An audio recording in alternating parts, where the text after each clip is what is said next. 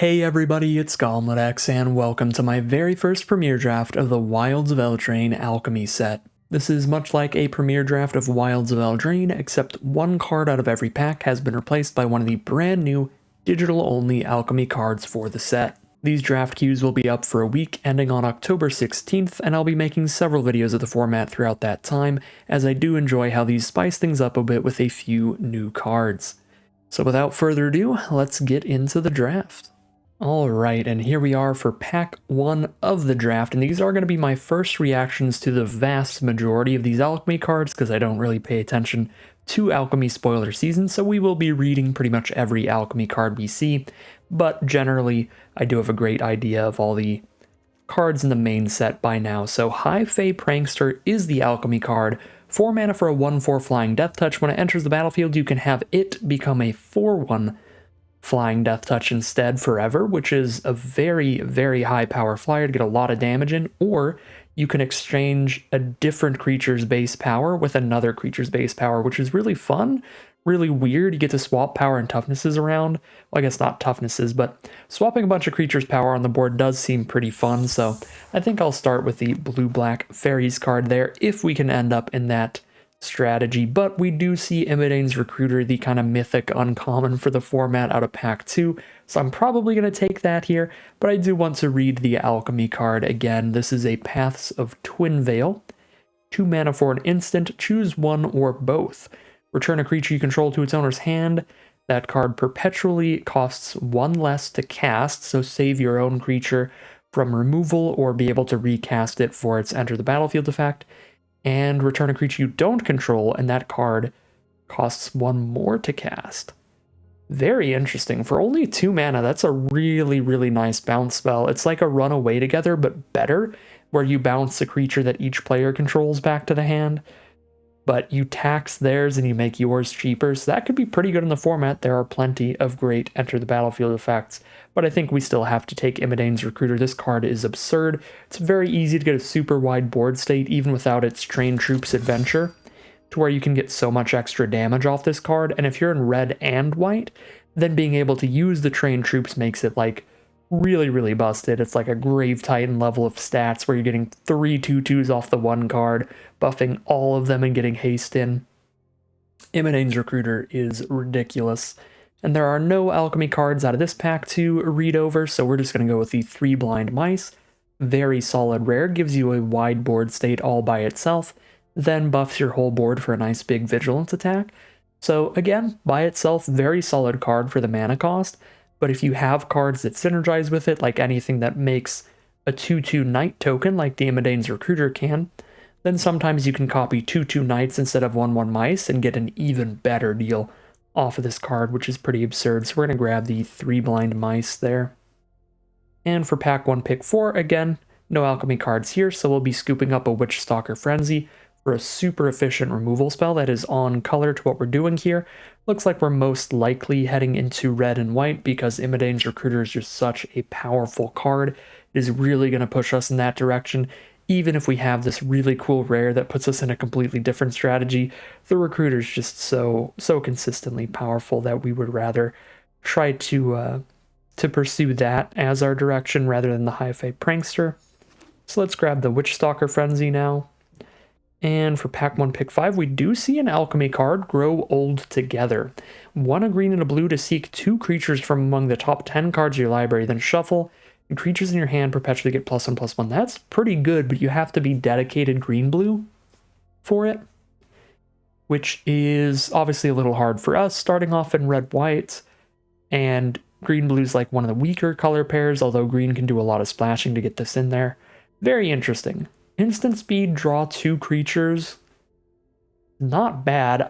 I guess if you're really unlucky and you don't have 2 creatures in the top 10, then it could be worse, but yeah, instant speed, draw 2 creatures, get a decent bonus. It's pretty cool.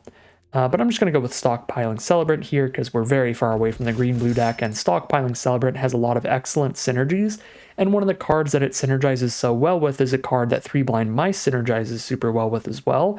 So I think I'm taking that here. I think I'm taking Hopeful Vigil, but this is a bit of a difficult pick because we have 2 really excellent options, and I think usually I would say Princess Takes Flight would be the better card to work with Stockpiling Celebrant, because you can play it, exile any creature, then use your Celebrant to pick it back up, and then replay it again to exile another creature, which is just wild.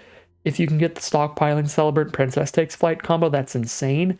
But what I really love about the Hopeful Vigil here is that it's going to combo well with both our stockpiling Celebrant and our 3 Blind Mice, and it's going to be our first nice aggressive 2-mana creature. So it just does a lot of really good stuff for us. So again, a little bit weaker than the Princess Takes Flight with the Celebrant, but because it's better in a wider variety of scenarios, I'm going to scoop that up. Nothing much here, pick 7. I guess we could play a 1-of Bespoke Battle Guard. If we end up in red-white, we'll have plenty of ways to trigger Celebration. Hopeful Vigil puts 2 permanents on the board in 1 turn. 3 Blind Mice puts 2 permanents on the board the turn that you play it. So these are good cards to trigger Celebration, which is the mechanic that cares about playing 2 non-land permanents in 1 turn. Lets you equip your Battle Garb for free, stuff like that. Pick 8 now, no alchemy cards again. We can take the Tempting Apple, which is a super solid finisher for a really aggressive strategy, which red-white certainly is. There are some big creatures that can try to clutter up the board and stabilize you in this format, and the Tempting Apple really makes sure that that does not happen against you. When your opponent tries to play their Hamlet Glutton to gain 3 and have a 6/6 blocker, and all of a sudden you just steal it, it's going to really ruin their plans of blocking your cheap little aggro deck. So the Apple's actually played pretty well, and the Ratcatcher Trainee, another card that's played incredibly well. We will definitely take that here over the Armory Mice.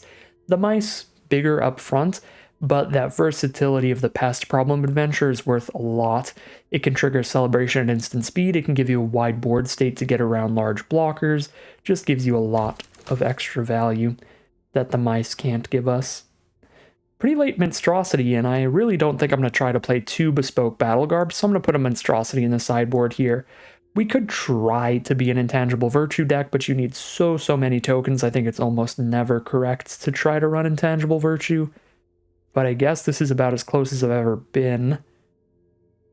I guess I'll throw an Intangible Virtue in the sideboard. It doesn't feel super likely I get pushed off into black here, but it's a possibility.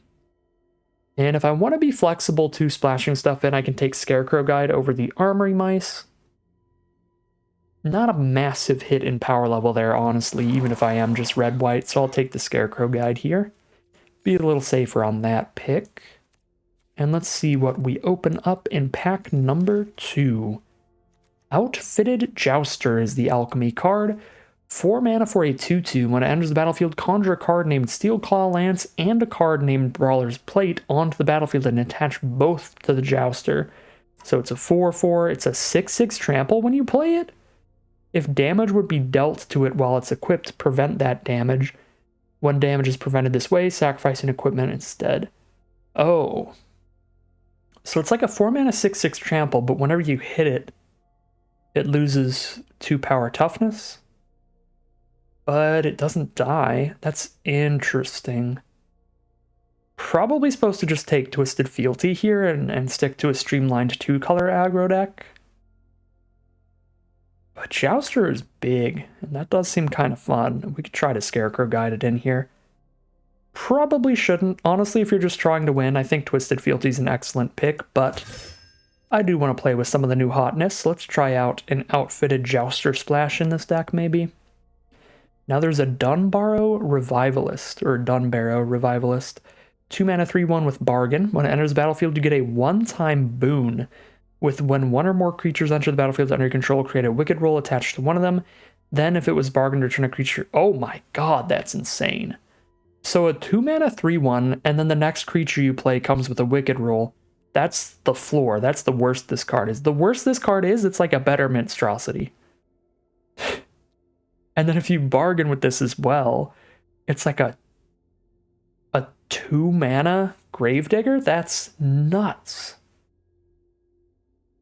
Okay, I'll take that. Maybe we end up in red-black splash the white instead. There's also the Edgewall pack there that was looking pretty good, and the other card was looking solid. Flick a Coin, I think it was. But that is nuts. And now pick 3, we get a Werefox Bodyguard, because there's just so many high-quality cards in these packs now, because most of the alchemy cards are pretty nuts. So get past, pick 3 Werefox Bodyguard, and now we kind of have to choose our main color here. We're either like taking Werefox Bodyguard and committing to white as a main color with black as the splash, or taking like a Witch's Vanity or Ratcatcher Trainee and not locking in on white as a main color. And I think Bodyguard is worth maybe not trying to splash it in the Revivalist for. Card is really, really nice. Instant speed creature that's also a removal spell on a stick. Just an excellent, excellent card all around. Now we get another Stockpiling Celebrant, which is great with our Hopeful Vigil. Pretty good with our 3 Blind Mice if we just want to keep making more mice tokens. And sometimes it even works well with the Werefox Bodyguard if we can exile a token with this and then pick it up with Stockpiling Celebrant. So I like the Celebrant here. There's an Alchemy card again, but it's green now. Oh, it's the tortoise and the hare. That's very cute. Very cute, but also very far from what we're trying to do right now. Let me see. Are there any good 2-mana creatures? Because that would be a high pick for me. There's a Tattered Ratter, but we have 1 Rat Producer, so that is not what I would classify as a good 2-mana creature. It's a 2-mana 2/2 with essentially no text in the deck. Triumph could be okay with like double Celebrant to pick up. Also, Triumph on Werefox Bodyguard's kind of exciting. Could have taken the 5/4 Menace thing, but I've actually found Triumphant to be pretty fun with nice combos with it, like Stockpiling Celebrant, Werefox Bodyguard style cards that just have really big enter the battlefield effects to reanimate. Alright, there's nothing I'm going to play here, so I'll just take an Agatha's Champion. I don't think we're splashing it in, but it's definitely the strongest card in the pack. Now I can take an Armory Mice or a Flick a Coin. I really got to get some high quality 2-drop creatures to get that aggressive curve going. So I think I'm taking Armory Mice over Flick a Coin, although Flick a Coin also gives us a treasure to splash in the Jouster. Sure, I'll actually convince myself to take Flick a Coin with that statement there. Nothing much here. Take a Twin Veil Guide. Just rare draft a Mythic. I really would rather not play Frostbridge Guard as my filler. 2-mana 2/2. Get an Edgewall pack, pick 10, not bad at all. Very happy with that one. There's a Hollow Scavenger, pick 11 as well. That's another card I'm quite a big fan of, but we are not green. Let's take the red card, and let's see what we can get. Out of pack 3, mainly really just looking for the cheap creatures, and then I think we've got an excellent deck here. I don't have like hard removal spells that just permanently kill something. You know, I've got the Bodyguard that can exile something until the Bodyguard dies, and then I have a couple ways to steal something, but in a deck that can get really aggressive like red-white can be, sometimes you don't really need the hard removal. You can get there off just the treason effects, the steals. And we did get an Alchemy rare here, Cerise, Slayer of Fear. 5-mana 5/5 first strike lifelink. At the beginning of your post-combat main phase, if you gained life this turn, seek a card with the highest mana value from cards in your library with mana value less than or equal to the amount of life you gained this turn. So 5-mana 5/5 first strike lifelink. At the beginning of your post-combat main phase, if you gained life, draw a card, basically. Seems pretty good. Not nuts, not insane like I would hope for, but it's a solid on-color rare, probably better than just taking a Veteran or a Spear Guard, although Veteran might be kind of close. Card is really efficient. Let's try out the Slayer of Fear here. Even if they're your only life gain card in your deck, then they'll still get to draw the cards for you, just you have to wait until they start attacking. Wait until you get that lifelink going. So there's another Tempting Apple. There's a second Little Pig. 2 mana for a 2/3. And then turn 4, you just spend 4 mana, it's a 4/4 flyer. Well, that's insane. Okay, I'm taking the second Little Pig. So it just starts at above rate, at a 2/3 body for 2 mana. And then on turn 4, if you have nothing better to do, it's your 4 mana 4/4 flyer, and it stays as a 4/4 flyer. Yeah, it just perpetually becomes that 4/4 flyer, keeps it forever. And that actually works with Return Triumphant as well, which is really cute and really funny. So here, do we take Armory Mice for mana curve purposes, or is Belligerent to the Ball enough better than Armory Mice to take it even though we want more 2-mana creatures? I think it is. I think Belligerent to the Ball, being able to get those Menace swings in, is quite nice. So I'm going to take Belligerent there. There's the first little pig now.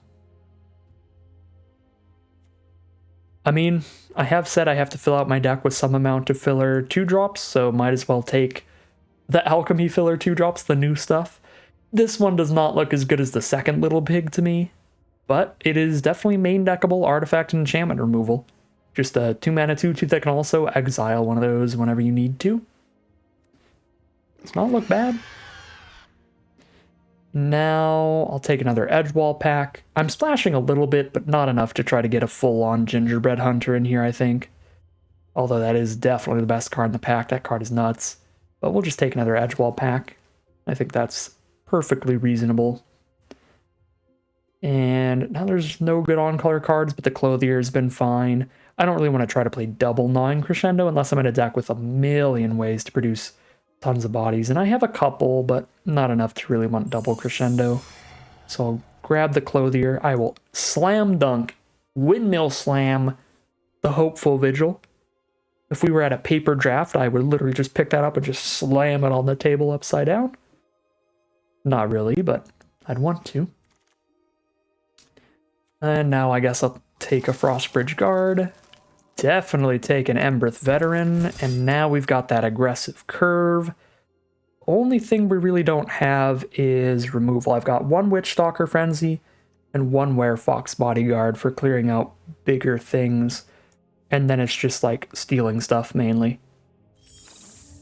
Which hopefully will be enough. And we get all these Armory Mice to wheel. Well, not all of them, but at least one of them. I've really filled out the 2-drop slot now, so we're definitely good there. So that feels pretty nice.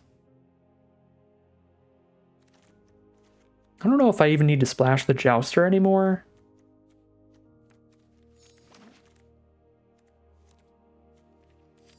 So then I could cut the Scarecrow Guide as well.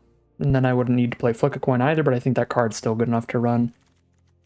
But definitely part of the consideration of splashing the Jouster was to get to play with some of the new stuff, and now I'll still have 2 of the little pigs and a Slayer of Fear in the deck, even without the Jouster.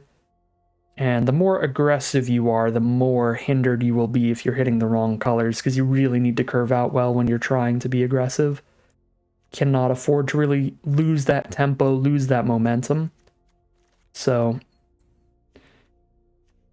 it's definitely a little bit more of a cost to splash in an aggro deck like this than it would be in a more defensive, mid-rangier, control-y deck. So, because one of the big aspects to wanting to do the splash was just to play with some of the new cards, and we've got some of the new cards anyway with the piggies. The Slayer Fear, I think I'm going to drop that splash. And then there's 2 more cards to cut. Even though we are pretty aggressive, I think we have a couple good ways to spend a lot of mana. We can sack these to do a lot of scrying. We've got the adventure costs on Ratcatcher Trainee. We've got the mana sink of the little pig to make it a 4-drop. We have 5-drops in the deck. And of course, with the Celebrants, we're spending the mana to play those and spending mana to play more things. I think even though we're pretty aggressive, I still kind of want to have a high land count. 17 lands is pretty chill with me. Do I need to re-favorite my lands with this newest update? What happened to my favorited lands? I guess they unfavorited my lands. How rude. Cool. Alright, well, I'll fix the rest of those later. So, Frostbridge Guard I think is even worse than Armory Mice in this deck, so that's a potential cut. We are at 16 creatures plus 2 Hopeful Vigil, which is like 18 creatures, so a pretty good creature count here. Even cutting a Frostbridge Guard out, so let's drop it. And then cut whatever I want. I could cut another creature, I could cut a non-creature. I do really like the idea of Return Triumphant in this deck. There's a couple cool things that it does. So we can bring back a stockpiling Celebrant after that's traded off, and then get that trigger again if we have like a Hopeful Vigil on board. That'll be pretty nuts. If I have a first little pig on board, I could re-pick up that pig with the Celebrant to be able to replay it and then exile another artifact or enchantment again. So that's pretty cute. Pick up the 3 Blind Mice, pick up the Bodyguard. But the other thing I can do with Return Triumphant, even if it isn't just picking up a stockpiling Celebrant, is I could pick up like a second little pig after I make it a 4/4 flyer, because its mana value would still be technically 2. So even if it's a 4/4 flyer sitting in my grave, boom, Return Triumphant, the 4/4 flyer's back. We can also pick up a Werefox Bodyguard after that's died and exile another card with it. I think Return Triumphant looks pretty dang cool in here. Maybe I could just drop the Battle Garb at this point. Maybe the Gnawing Crescendo. Maybe the Clothier as the slowest creature, or the Twin Veil Guide as another slow kind of flyer. Or Armory Mice is the weakest 2-drop. But I don't think I'm going to cut any more cheap creatures. So one of these cards, and really any of these 4, I think would be a pretty reasonable cut. Let's just drop a 5-drop here. Keep the Twin Veil Guide. Keep these non-creature spells. And check our mana. We've got 12 white cards, 10 red. 9/8 split seems fine. We've also got a Flick a Coin for little treasure fixing, which is cute. Yeah, this looks pretty good to me. We will call it a deck there. Alright, here's a look at our completed deck list for today. We're on another red-white aggro deck with some of the fun new cards. So the core of the deck is the same kind of really nice red-white aggro stuff we've seen before with some celebration cards. These are cards that are going to be triggering when we have 2 permanents enter the battlefield in 1 turn. So cards like Hopeful Vigil, Ratcatcher Trainee, Edgewall Packs can make sure that 2 permanents are hitting our board in 1 turn all by themselves, just off of playing 1 card. That's going to make it so Belligerent of the Ball can help get us some menace. The Battle Garb can attach to things for free. The Twin Veil Guide can get its lifelink, get a nice big flying swing in there. But also just by playing a lot of these cards that are making 2 permanents off 1 card, we're going to have a pretty wide board state because most of them are making a creature and a 1/1 token, or 2 of those 1/1 tokens, or something like that. And with that wide board state, we can crack in for a ton of extra damage with an Imidane's Recruiter or a Gnawing Crescendo. Plus, we can just get around our opponent's blockers if they only have 1 or 2 blockers, but we have 4 or 5 attackers. It's going to make sure we can keep chipping in for damage, even if their blockers are too big. And then we can finish things off with the big, like, tempting apple to steal a blocker, shoot them for some extra damage, something like that. So the general red-white aggro stuff, but a few fun things going for the deck, a few new things going for the deck with the new cards, and we've got little piggies in here. We've got the second little pig and the first little pig. The one I'm really excited about is the second little pig. 2 mana, 2/3 up front. Already high toughness for that mana value. And then turn 4, we can turn it into a 4/4 flyer. So solid 2-drop on curve that turns into a great 4-drop on curve. That's going to be a really nice card. Plus we have the Return Triumphant, and that pig will still count as a 2 mana value card, even while it's sitting in our graveyard as a 4/4 flyer. So Return Triumphant with that could be pretty big. And we've also got the Slayer of Fear at the top of our curve, just a gigantic first striking lifelinker that might draw some extra cards. So some big spicy stuff from the new Alchemy cards, and those will definitely be helping the deck as well. But that is going to be today's deck. Without further ado, let's head into the gameplay and see how it does. Here we are on the play for game 1. None of our 1 or 2 mana creatures in the hand, so we're going to be getting started off a little slowly, but being on the play does help mitigate that a bit.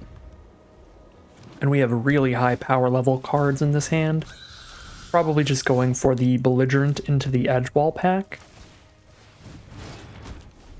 And that way, I can save the Werefox Bodyguard for a much scarier threat than whatever they play early. Although just exiling their little mana dork would be fine to slow them down.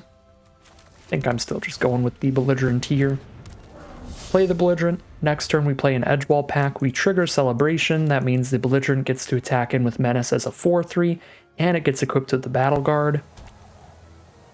So it would be a 6/3 Menace on attacks next turn. Alright, Evolving Wilds and Armory Mice is the turn for our opponent.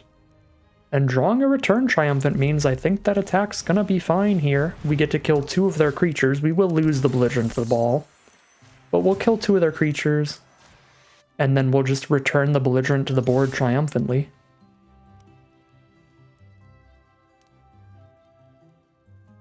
So we're going to trade into the Mice and the Admirer. So that'll put us up a card here, trading our 1 creature into 2 of theirs.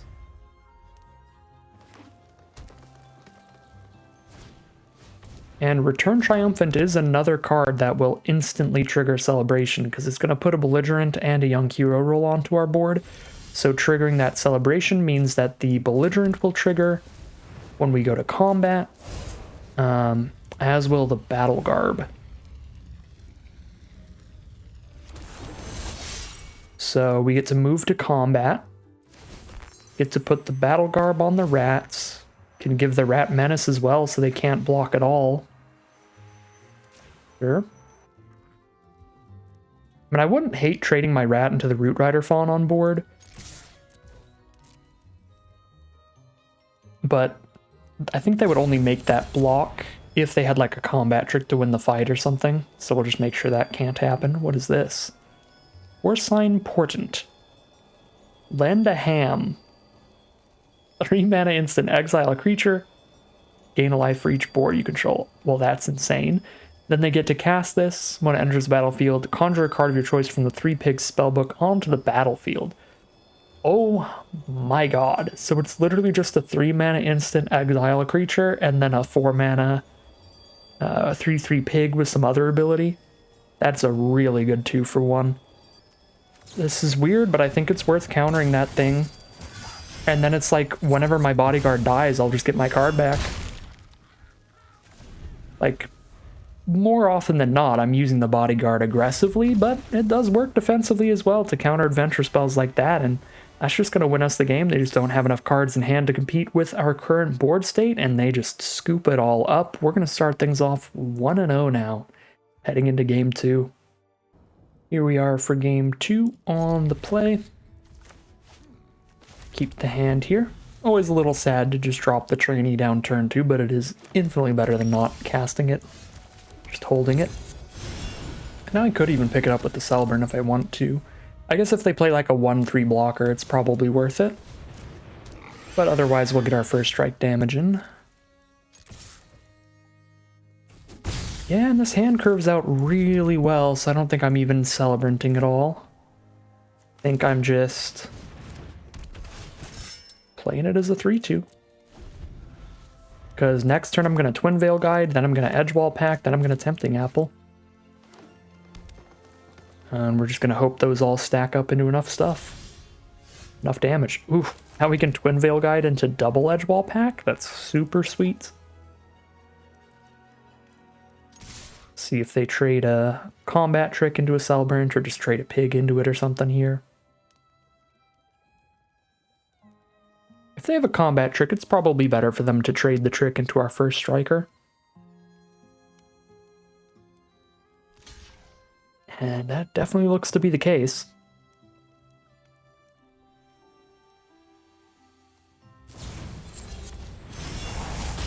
It is the monster roll.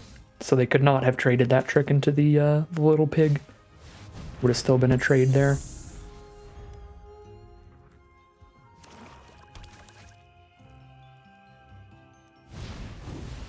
Alright, just cast the Werefox. I'm super cool with this. The Celebrant has enough power to trade into either of their blockers, and we definitely outrace them with a Twin Veil Guide on board if they want to crack back at us. And of course that Tempting Apple could change things.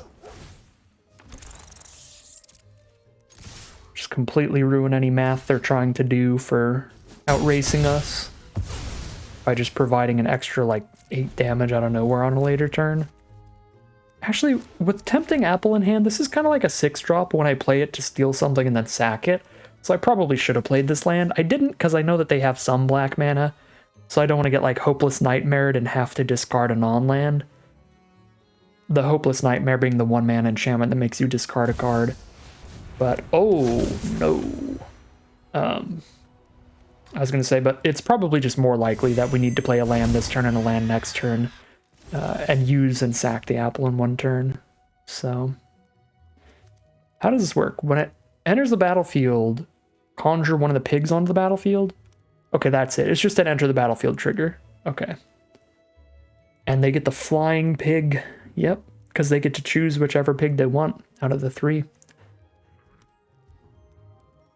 I love how the little pigs seem to be a big aspect of this this alchemy format so far. Multiple cards that conjure up the choice, and they also just exist. You can just draft the pigs individually. That's super cool. All right, well, we're definitely playing the land now because the plan is to find 2-turn lethal, I think, by hitting for 3 in the sky here, and then hoping that they just make their pig a 4/4 flyer, and then we just steal their 4/4 flyer, hit them with that and our flyer. That is 6 damage total, and then sack the apple for the last 3. That would be exactly 9 damage if they level up their second little pig into a flyer. If they don't level it up into a flyer, then we can just hit them in the sky. Is that a... Oh my god, the little pig's ability is instant speed? That actually does ruin our plans. Good lord. Yeah, the alchemy cards are always really pushed because they're designed for constructed. So, I mean, that really ruins the plans. Can I find lethal with just menace instead then? If I steal one of their creatures, they have 3 blockers up, so one of the edge wall packs gets in for sure. So that's 5. I think I can put them to like 1 guaranteed. I don't think I can do more than that. This would be block. Block. No, they would have to double block an edge wall pack, single block a rat. 1, 2, 3, 4, 5, 6. I think I can exact seize. If they have nothing in hand, I can still exact seize them.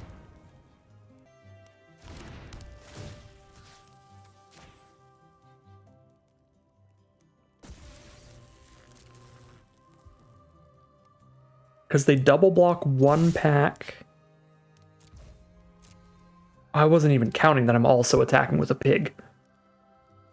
Yeah, we can definitely, if they don't have a trick in their hand, we can definitely get there.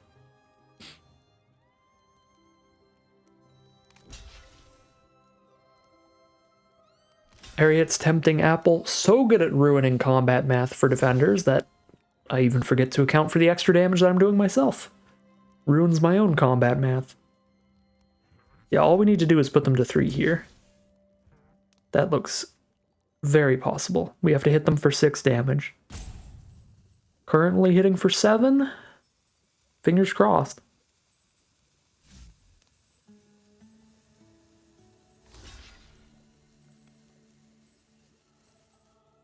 Yeah, they don't have an instant, then they can't really take less than that.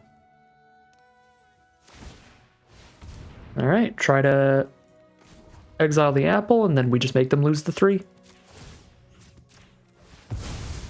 And that will do it. Big stuff from the Tempting Apple. Very cool. Very, very cool deck from our opponent. That they got the Drover of the Swine. That picks up all the boars and stuff. And some of the other pigs. They had the first little pig that they just naturally had, and they conjured the second little pig there. So it's very cute to have multiple of the pigs there. Yeah. Cool, cool stuff.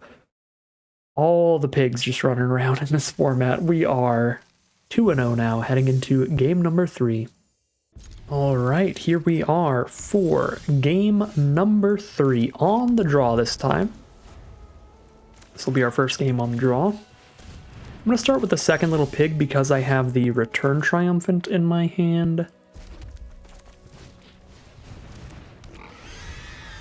So if they kill the little pig, then I can bring it back with a Young Hero roll. If they kill my Hopeful Vigil token, I can't bring it back with anything. There's a Sweet Tooth Witch. Okay. Can flick a coin. There's no real value to doing that. 1 mana away from turning the pig into a 4/4 flyer. Like, I could just trade the pig into the witch and then return Triumphant here. But I think I would rather just make it a 4/4 flyer and force them to trade a better card into it and then return Triumphant the 4/4 flyer back, so let's Hopeful Vigil. I don't think we're flicking a coin at anybody next turn. And by next turn, I mean on their next turn. Well, show me the +1/+1 make a monster roll. I guess it's not worth it. Because if they do have the +1/+1 card change thingy, that would be kind of bad for me. Alright, so drop a Twisted Sewer Witch. I guess we're going to have to try to trade on our next block, because they're going to be hitting for a lot of damage here. Just hold off on blocks here. I mean, I do this while they're tapped out, but it's like, do I attack, or do I just try to block now? It's like, that's like 8 damage on their board. Just try to trade with the Sweet Tooth Witch again and take 5. I guess Tempting Apple really can win a race out of nowhere sometimes. But I just don't have much follow through. So I'm scared. Just really don't want to like hold off on blocks and then get got by like 1 removal spell. Alright, they only have black mana up now, so it must be like Rat Out or something. Which would also be pretty sick here. Nope, it was just offering the trade last turn, fair enough. 3 Blind Mice. Right after I lose my Knight token. You do love to see it, don't you? I could flick a coin and make a mouse by sacking the treasure that flick a coin gives me. The most mana efficient thing to do makes their vermin bigger, which is sketchy. But I can chump the vermin.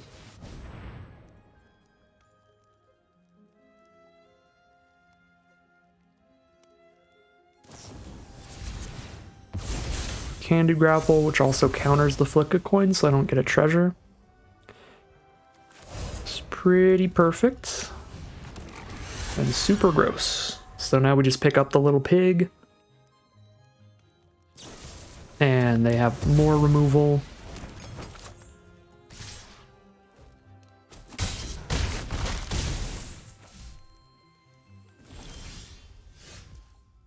And we've got nothing. That is super game. So, a couple things that could have went better there. Nothing that I think gets us more than 1 more turn maximum. The big thing is it looks like it was just a bluff attack early, and we could have stopped a lot of extra damage just trading into the Sweet Tooth Witch on their very first attack.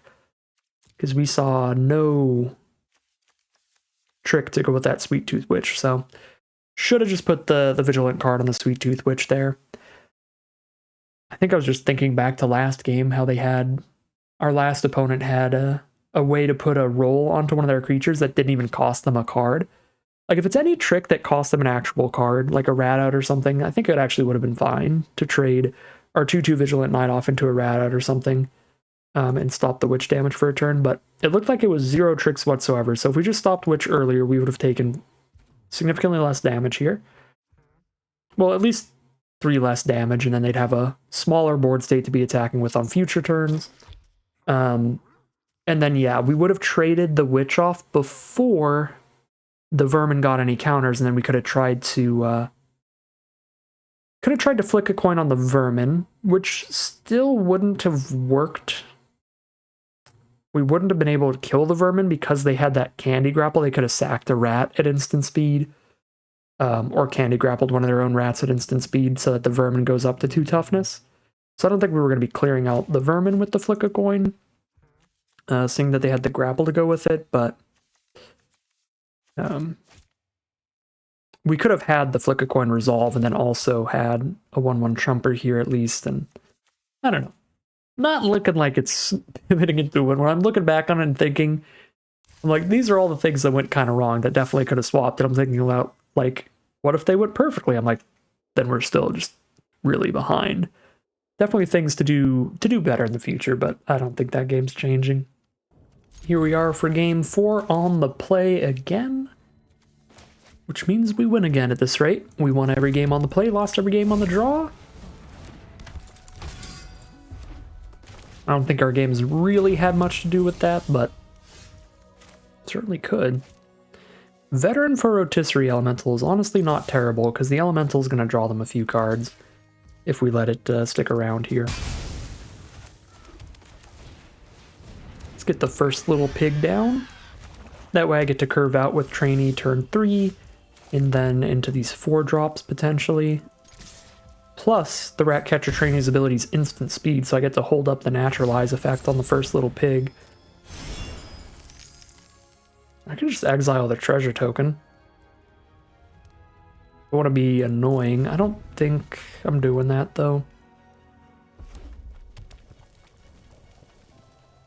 I think I'm just going to get my pests, and then we'll still have our Naturalize for something else. Yeah, now they have 2 treasure tokens.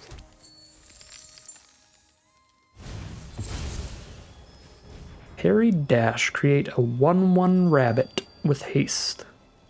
And then when they play this later, whenever you attack, it gets +1/+1. This ability triggers if it's in exile too. Okay, so it's just going to be really big, basically. Just a gigantic creature on the ground with Ward 2. Alright. That's fine. Very cool card. Very cute. There we go, land 4, perfect timing. Let's... Ooh, Tempting Apple on the gigantic tortoise could be fun. I think I just get the flyer and get ready to get all kinds of celebrate triggers. Just race with lifelink, as we do. I guess I could have played Ratcatcher Trainee and exiled this treasure token, if I think that they're red-black just splashing the tortoise. But they didn't hit a land drop, so I guess I can still do that. Alright, I can't kill the red cap thief unless I let my pig die, which means I wouldn't be able to exile the treasure, so I think I'm gonna be kind of rude here, and I'm just gonna exile the treasure. So they can't cast the tortoise.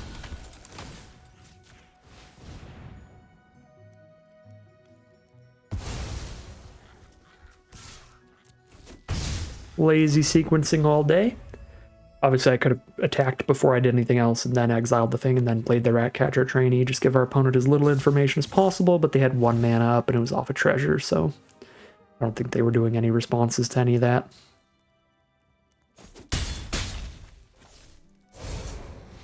There's an Emberth Veteran and a Charming Scoundrel. So they're going for a wide board state. We're just going to keep going for lifelink damage in the sky, I believe. Got enough mana now that I can keep this Plains in my hand, and the turn that I play the apple, I can just play the 6th land and crack it. So I'll keep the extra land in my hand against potential discard spells. The little pig's done its thing now, so I can also just send that in.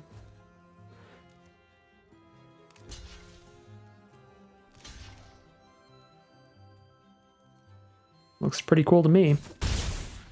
They're gonna get a couple rats.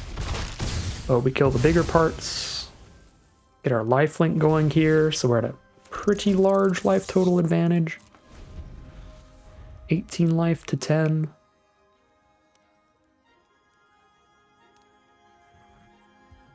With a Tempting Apple, lying in wait.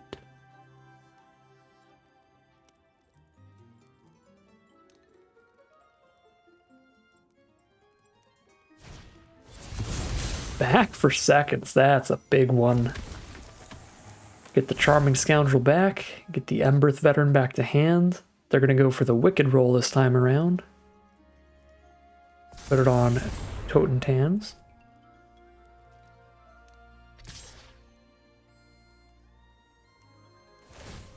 Slam in for 3. They are holding up a bunch of blockers on the ground. Ooh.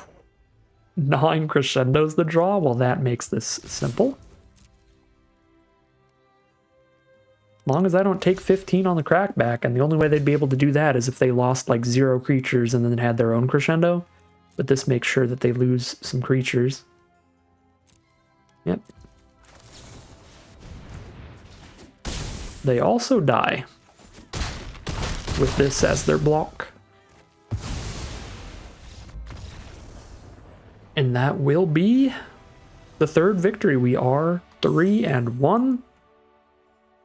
Heading into game number 5. Here we are for game 5 on the play. No red source here makes this a mulligan, because if we don't hit it, we're not doing anything until turn 4. And even if I do hit it, I'm not really doing much till turn 3. I mean, Battle Garb into Belligerent into Edgeball Pack worked pretty well for us last time, but we have to get that red source to get that thing going. But that double celebration trigger of Belligerent plus Battle Garb is kind of spicy. But I think I gotta take the mulligan here mana-wise. And we can keep this one, just ditch the third mountain. Alright, Plains turn 1 and see what they're up to. They've got their own plains. Now I draw into the Hopeful Vigil to go with the Stockpiling Celebrant, and now we basically had a 7-card hand. Thanks to Celebrant pretty much drawing us a second Hopeful Vigil here. And it is the red-white mirror match. Boros v Boros. Ratcatcher Trainee is going to incentivize us to never block. Well, they trade with the Knight token. Does make sense. When you're on the draw, you are naturally a little more on the defensive there. Find a Flick a Coin and another land. Flick a Coin's fine, because as long as I have the mana to cast it, I can just cycle it into the next card anyway. And if they play another trainee style 2-1 card, it'll be excellent. Or like the 3-1 mouse that costs 2 mana that a lot of red-white decks will play sometimes. Celebrant with nothing. I prefer our Celebrant. I think our Celebrant did some great work. Yep, they can trade off. And that is fine, since ours has already drawn us a card. Essentially. And now we've got a couple 2/2s down to start attacking with next turn. They're going to play a Grabby Giant, and we're going to be using the Flick a Coin to trade up into that. I don't think the Little Pig's ability is valuable enough to not attack with it here. I think I'm attacking both.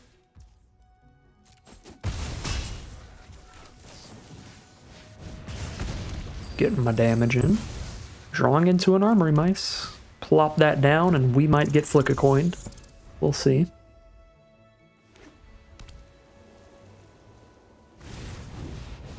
Ooh, Hearth Elemental. At least they didn't draw the extra cards there. This card is really gross when it's the last card in your hand. Draw an additional 2 and then also play a 4/5. Massive 3-for-1. Speaking of massive cards, that looks pretty good. I was gonna be perfectly happy to just steal the Elemental and hit them for, what, 9 here? But I guess we just play a big old First Strike Lifelinker and do that next turn.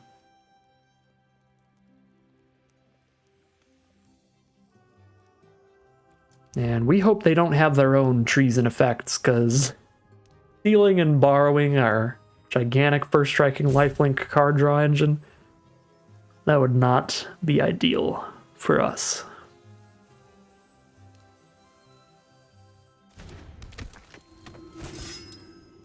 This also makes it so if they don't have any combat tricks, they just can't go to combat at all, because that 5 power with First Strike. Drawn to Crescendo here.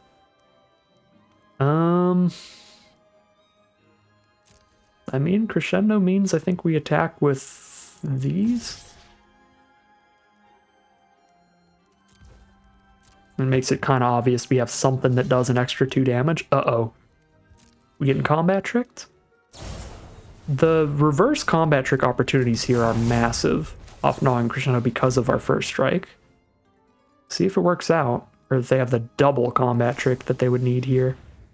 Wow, yeah, the double combat trick it is, which is exactly enough. All right. I think that was the right play to make. With the non-crescendo in hand, like, we get round one of those combat tricks. Easy. They had to have the double, they just had the double. And they are just dead if they don't have another good trick here, so let's see. But I think we're golden. Alright, I believe we're good. Sick. Alright. Do still find the victory in the end, even if our very nice big bomb rare gets eaten up by some combat tricks. And that is going to be 4-1 now, breaking even out of this draft in terms of gems. We're down 100 gems, but when you count the fact that we get to keep everything we drafted and get 3 more booster packs, we're up in value in general, but gem-wise, pretty much breaking even. But for people who only like to draft, you gotta be up in gems every draft to go infinite, so let's see if we can't get at least one more victory here before we sign off for the day. Here we are on the play for game number 6. We gotta draw lands. We really gotta draw lands. We've got a 5-drop, a 4-drop that we don't even want to play turn 4. But I really like our 2-drop, 3-drop, and our Flick a Coin can give us the treasure to play the 5-drop with just 4 mana. So, I mean, really one land can go the distance here. We get 1 land and we're playing Little Pig into Belligerent, then play the Flick a Coin the turn after that to draw another card, digging for the next mana. So we're really just fingers crossed on hitting a land in the first 2 draws. Alright, first 3 draws would still be reasonable. But if we miss again, we're going to be having a bad time. Our opponent is on mono black right now, but they've got the incredible 2-for-1 Gumdrop Poisoner. And we just keep missing. That is 3 coin flips failed.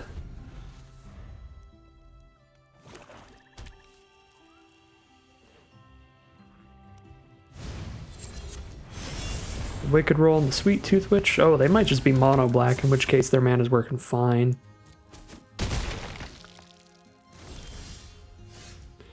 Alright, today's not a day to go to the casino. 4 flips down. The first couple flips were weighted against us a little bit, but the flips are weighted in our favor now, in terms of the odds being a little bit above 50-50 right now and being a little below 50-50 to start.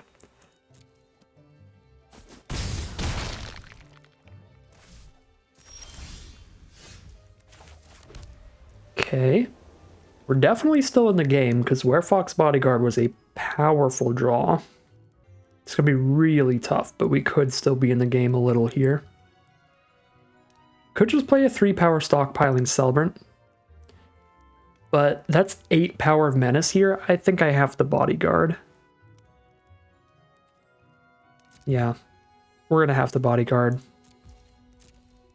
And then they can just gain some life and play the Gumdrop Poisoner post-combat and kill the Bodyguard anyway, so...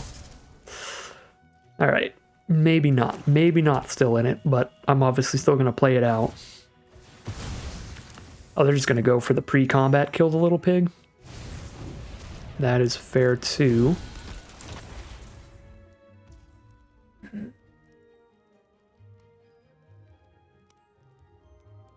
Which would then mean I have to exile the...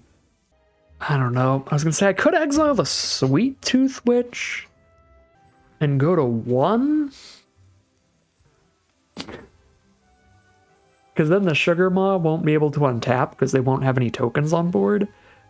But then I still need to be able to block a 3-2 and a 2-3, so I kind of have to just stop the most damage, right? Yeah, I guess it really doesn't matter at this point.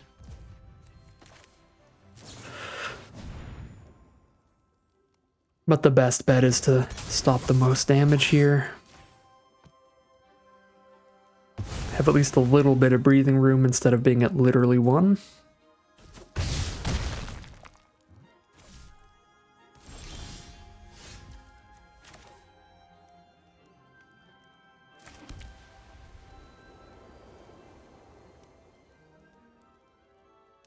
Play one card. It's just going to be a 3-power creature to try to trade off. Put Bodyguard on Poisoner and put our 3-power creature on the Witch. Go to 1 life. So I guess Celebrant is a better creature to trade off than the Belligerent is, and it'll let us scry off the Battle Garb.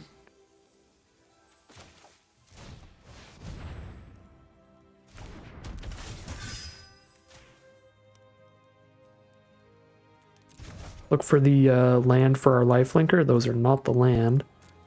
And they don't have important artifacts and enchantments on board because the Wicked Roll's about to die anyway.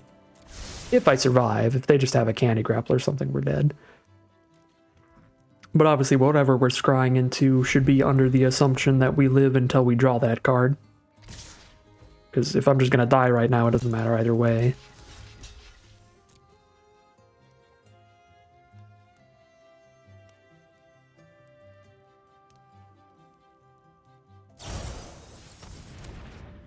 Alright, well that does kill us. They resurrect the Witch, it comes with another food, they sack the Witch to make us lose 2. And we are now 4 and 2. Just an unfortunate one there. There was a bit of risk to the hand for sure.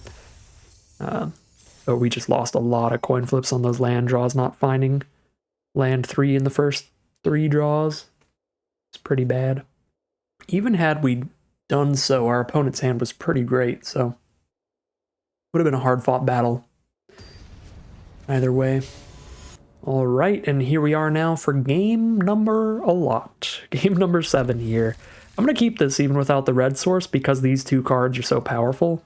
Even if they're the only castable cards we have, 3 Blind Mice and a Werefox Bodyguard. Those are good playables. Good playables.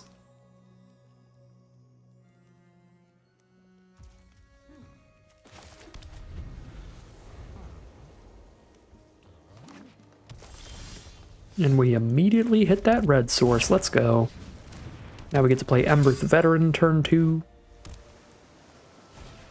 There's a Welcome to Sweet Tooth from our opponent. I'm pretty chill with exiling that token. And just jamming in for 2 here. And then even if the Werefox Bodyguard dies, they won't get anything back out of it. And then we can try to frenzy their next creature so they don't get any +1/+1 counters on anything.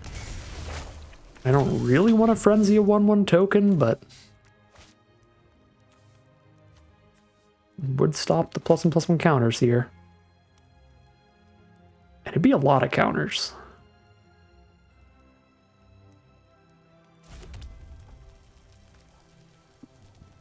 I guess I can see if they want to trade into Veteran, and that would also just stop the counters. They don't want to trade into Veteran. Fair enough. 1 mana off from Frenzy and 3 Blind Mice, which would be very cool. I guess if it gets the +1/+1 counters on it, this human token, it's going to be 1 plus the number of food, which is going to be 2 food if this Welcome to Sweet Tooth triggers first, so it's going to be 3 counters. It's going to be 4/4. It's still small enough to die to the Frenzy, so I can just Frenzy it next turn and play the mouse now.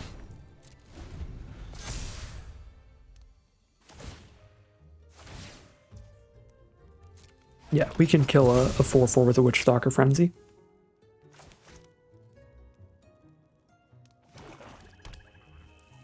Natural 4 color from our opponent. Forest, Island, Plains, Swamp are the plays.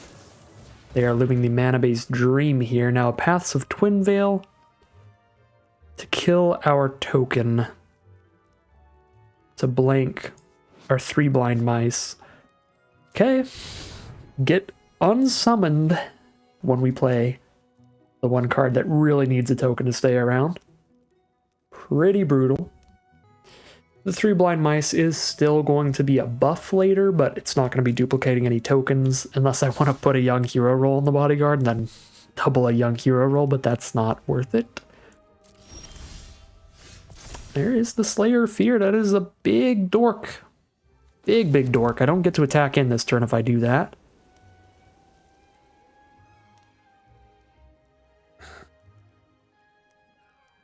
With a second Welcome to Sweet Tooth about to trigger and make this 4/4 like a 7/7, I think I need to just switch Stalker Frenzy this turn. I should have done it pre-combat in case they have a combat trick to save the 4/4. Because there's no point in getting the cost reduction because I can't cast anything else this turn anyway. So that was loose. Should have just main phase 1 this card. We'll see if we get punished here by the +2/+2 trick. We do not. They're just going to gain some life.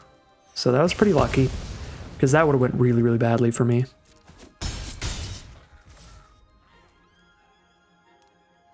Well, actually, come to think of it, it wouldn't have been that horrible. I'm sure there is something that would have made it really horrible for us, using that during combat instead of in the main phase. But if it was the +2/+2 trick, that does not work how our opponent wants it to.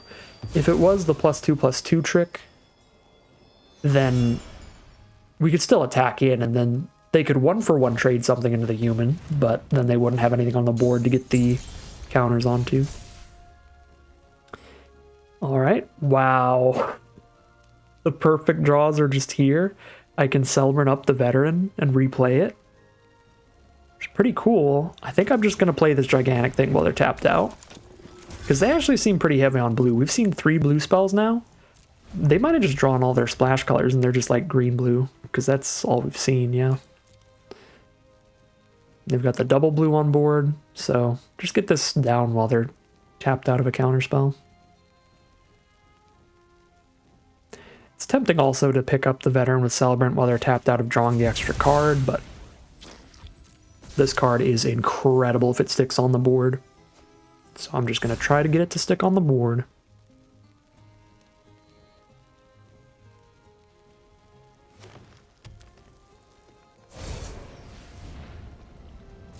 Gadwick's first duel, Curse the Ceres. Just still got all of its abilities. It could put a young hero roll.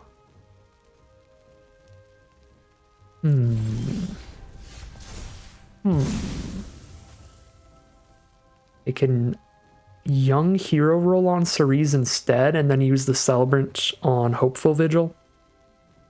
I think this is fine.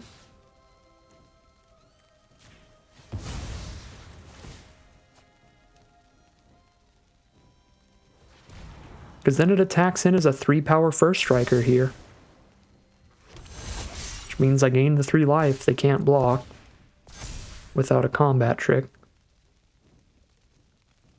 And then because I gain the 3, I get to draw a card. Yep, find a flick a coin. Alright. Well, that works pretty well. Now we just Celebrant back the Hopeful Vigil. Although I could also Celebrant back the Slayer of Fear, but at this point it's going to be almost as big as it was anyway. There's so many incredible stockpiling Celebrant things that we could be doing this game. It's been like infinite options. Pick up an Emberth Veteran. Pick up a Slayer of Fear. Could have picked up our Saga earlier. Oh, don't Gruff Triplets me after all this. Well, that's obviously very bad. I can still win if I find like a Tempting Apple or something. But now, I can't really do combat currently. We just need to scry with some Hopeful Vigils. Yeah, let's get a super wide board state and start scrying. I think.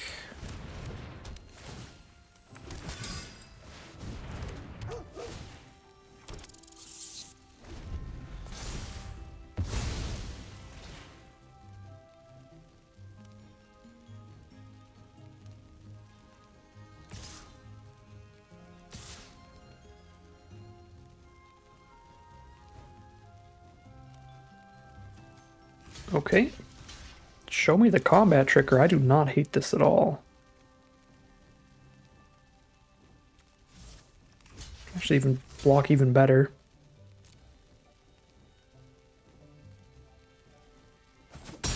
That's so okay with me.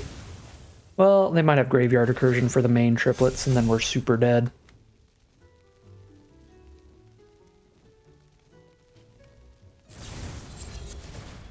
Awesome. Okay, so our options were let the damage in forever, or kill only the token triplets and then take 6 a turn every turn. See if I can top deck the apple immediately. I flick a coin in the face because I've kind of got one opportunity. I've kind of got one opportunity to do it since they have their own gruff triplets in hand now. This is like the last chance. Just apple off the top, go. Not an apple off the top, but it is a flyer, which is also a massive deal. So I play that instead now.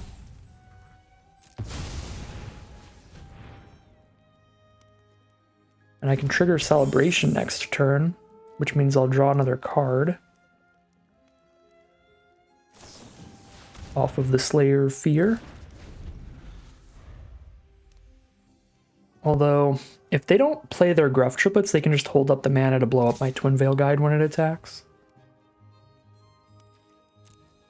Because they have their Threadbind click in hand as well to destroy a tapped creature.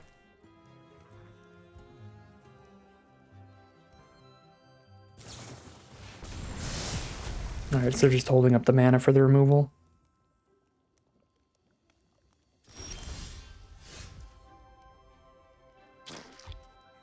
This thing vigilant? It's not vigilant.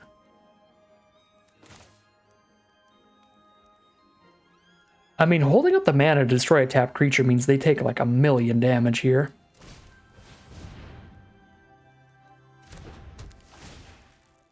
Not an actual 1,000,000, but considering they're at 3 life, it kind of feels like it.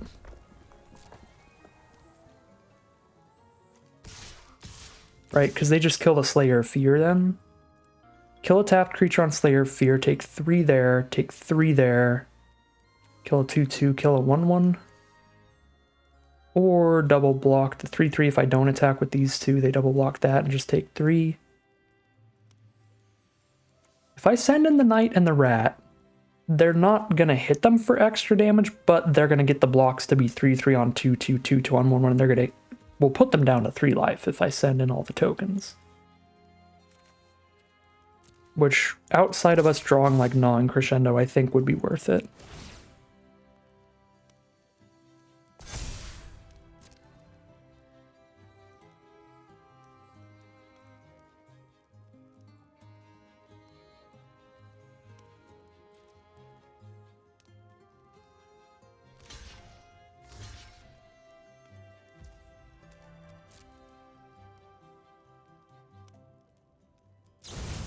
Alright, Threadbind the Slayer of Fear as you do. Deal 6, they're down to 3. Gain the life to not die on the Crackback. Let's put a stop on our upkeep to scry again. We just tried a Tempting Apple into the kill. Because Tempting Apple just shoots their face for 3 regardless of if we can actually hit them or not. And they have to play a flyer now, so they can't even play another Gruff triplets, unless they can kill Twin Veil Guide and play Gruff triplets in the same turn. Okay, so that does not draw them a card, because they have to use it on Twin Veil Guide. Unless they kill us at 18? They have, like, literal Titanic Growth in hand right now? Am I about to die to the 4-color Titanic Growth? Doesn't look like it. So they have different removal for Twin Veil Guide? Or they just forgot about Celebration? Got double green and a black here, and a blue from this island. What is the plan? It's in our graveyard for Return Triumphant. Pick up a Werefog's Bodyguard. Or a Stockpiling Celebrant or something. Yeah, that's like a must counter threat. It triggers Celebration to kill them with Twin Veil Guide if they don't kill Twin Veil Guide. I think we have to keep that.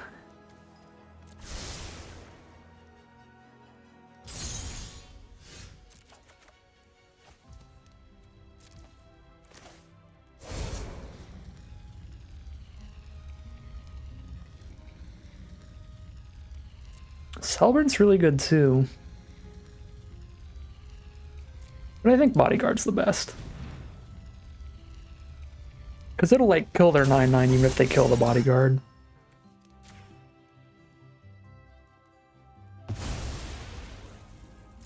Let's see if they kept removal for Twin Veil Guide. Edgewall Pack trades 1-for-1 into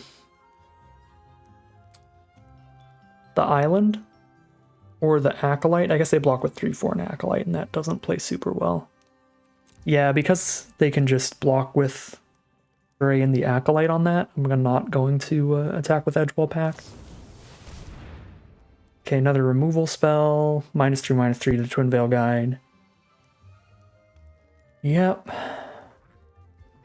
So we're gonna Vigil again then.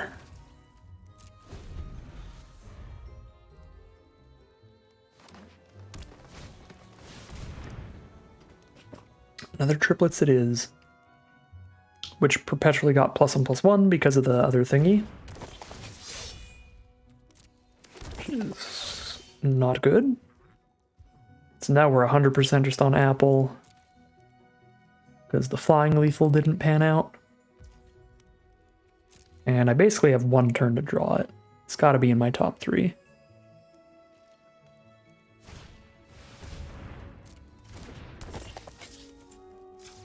Come on, Apple in the top 3. Nope. And nope. What do we draw? Land. I don't think I can survive another swing. I can... Most damage I can stop is 1, 2, 3, 4, 5, 6, 7, 8. 8, 9, 10. There's 10 trample. We can stop 5 of that and take 5. And I can stop that. Taking 5, 6, 7, 8, 9, 10, 11, 12. And I gain 2. I take 10. I can full control and pretend to have some stuff. Here, I'll just put a stop there. Stop in the main phase and stop in the second main phase, rather than full control.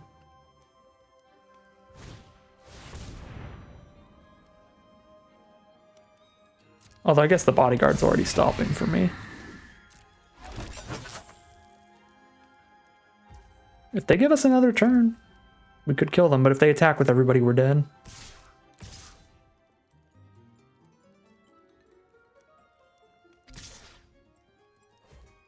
Alright, they're giving us another turn. Looking for that apple.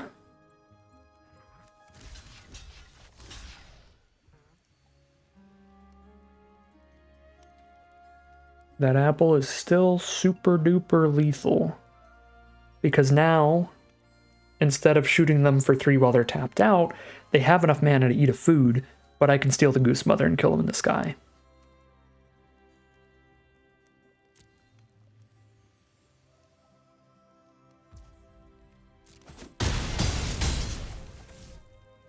Final chance for Apple.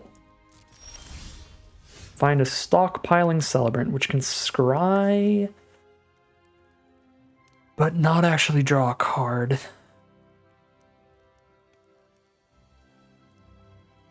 I can exile the Goose Mother and then just die. I guess we can see how close we were to the apple, but that's about it.